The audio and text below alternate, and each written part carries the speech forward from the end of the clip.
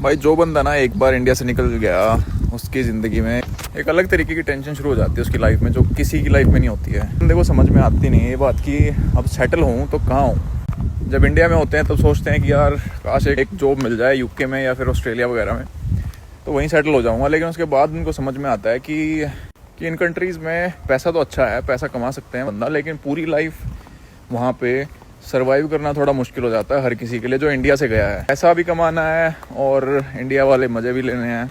चाहे तुम किसी भी स्टेज पे हो लाइफ के, हर टाइम पे कुछ ना कुछ पंगे होते रहते हैं दिमाग के साथ, और कभी भी सेटिस्फेक्शन नहीं मिलता चीज़ों से।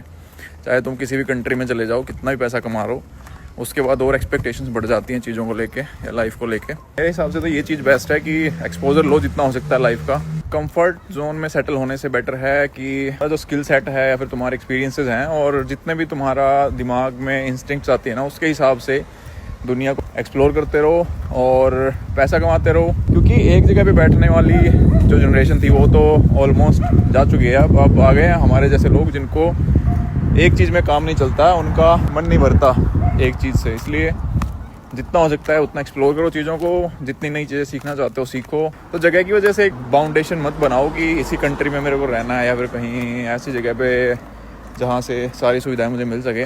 बल्कि इस चीज़ को ज़्यादा प्रेफरेंस देनी चाहिए कि ग्रोथ कहाँ हो रही है और कहाँ पे बंदा खुश है। तो उन चीज़ों को प्रायोरिटी दे के बंदा अगर चले तो वो ज़्यादा बेटर रहता है। चाहे तुम अपने गांव से दिल्ली जाने की सोच रहे हो या फिर किसी दूसरी कंट्री में जा रहे हो, कोई सेटिस्फाई नहीं है। चाहे लंदन में है, दुबई में है या फिर गांव में रहता है, हर किसी के साथ कुछ ना कुछ चीज़ें ज़रूर चल रही हैं।